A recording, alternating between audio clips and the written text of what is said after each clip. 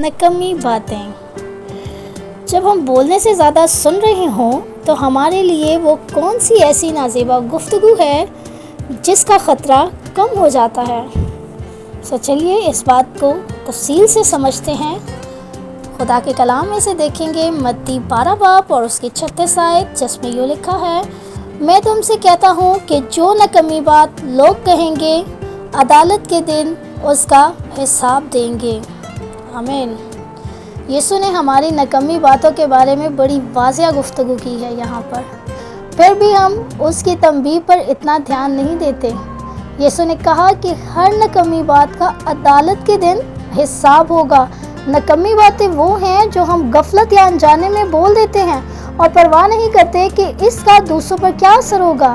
ہم فوراً یہ خیال کر لیتے ہیں کہ زبان سے کیے گئے گناہ بڑے معمولی گناہ ہیں جن کو خدا نظر انداز کر دے گا، لیکن ایسا ہمیں لگتا ہے، لیکن خدا کا کلام آج ہمیں کچھ اور ہی بتا رہا ہے۔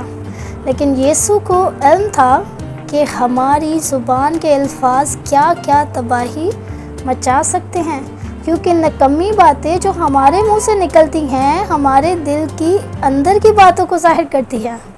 متی 15 باب 17 سے 20 آیت میں اس چیز کا ذکر ملتا ہے کہ جو کچھ ہمارے سے نکلتا ہے وہ اصل میں ہمارے اندر سے نکلتا ہے۔ جو ہمارے اندر ہے وہی ہماری زبان پر آتا ہے۔ امثال کی کتاب ہمیں بتاتی ہے کہ کسی کو دکھ پہنچانے والی گفتگو کرنے کی بجائے کم بولنا بہتر ہے۔ امثال 17 اور 28 میں اس کا ذکر ملتا ہے۔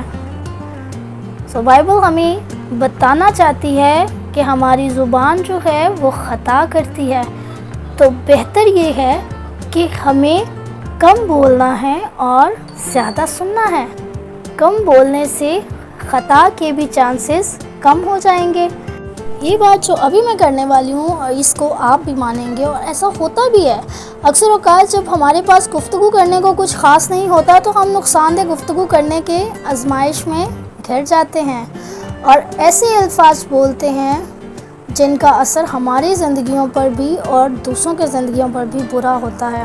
جتنا لمبا وقت ہم نکمی باتوں میں گزاریں گے اتنی ہی زیادہ دل خراش باتیں کریں گے۔ مقدس یعقوب رسول نے ایمانداروں کو خبردار کیا تھا کہ پس ہر آدمی سننے میں تیز اور بولنے میں دھیرا اور قہر میں دھیما ہو۔ یعقوب 1 باب اور اس کی 19 آیت میں اس چیز کا آپ کو ذکر ملے گا۔ جب ہم بولنے سے زیادہ سن رہی ہوں تو ہمارے لیے کسی سے نازیبا گفتگو کرنے کا خطرہ بھی کم ہو جاتا ہے۔ محتاط رہیں کہ آپ کے منہ سے کس طرح کے الفاظ نکلتے ہیں۔ مسیحیوں کو صرف وہی بولنا چاہیے جو دوسروں کی ترقی اور عزت کا باعث ہو۔ افسیوں 4 باب اور اس کی 29 آیت۔ کیا آپ کو کم بولنے کی ضرورت ہے؟ کچھ دیر کے لیے اپنی زندگیوں کو چیک کریں۔ کیا ہم بہت بولتے ہیں؟ کیا جو کلام میں لکھا گیا ہے کیا ہم اسی کی طرح ہم چل رہے ہیں؟ کیا ہمارے منہ سے بھی ایسی باتیں نکلتی ہیں جو دوسروں کے لیے تکلیف کا باعث ہے؟ اگر ایسا ہے تو ہمیں محتاط رہنے کی ضرورت ہے۔ روح القدس سے درخواست کریں کہ وہ آپ کو یہ سمجھنے میں مدد کرے کہ آپ کی گفتگو اور بول چال سے دوسروں کی تعمیر ہو رہی ہے یا دوسروں کے لیے نقصان دہ اور تباہی کا باعث ہے۔ اگر ایسی بات ہے تو آج خدا کے کلام نے ہمیں بتایا ہے کہ ہمارے منہ سے نکلے گئے الفاظ بھی ہمیں عدالت میں لے جائیں گے، ان کا بھی حساب کیا جائے گا۔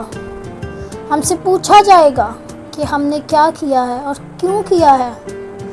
اور اگر آپ چاہتے ہیں کہ اس دن جس دن مسیح اس دنیا میں آئے اور ہماری عدالت ہو تو اس وقت ہم پاک ٹھہریں، نہ کہ ہم گناہ گار ٹھہریں۔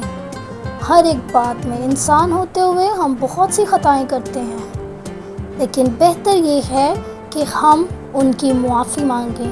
خدا نے آج آپ کو یہ بات سکھائی ہے، سو آج اس بات کے لیے دعا کریں اور خدا کو کہیں کہ خداوند میں اپنی گفتگو میں بہت سی خطائیں کرتی ہوں، تو میری مدد کر تاکہ میں اس حصے سے باز آ سکوں۔ پاک روح میری مدد کرے تاکہ میں اپنے آپ کو بہتر بنا سکوں۔ آج خدا ہمیں اس کلام کے وسیلہ سے بہت برکت دے اور ہمیں خدا اپنے اس کلام پر عمل کرنے کی بھی توفیق بخشے۔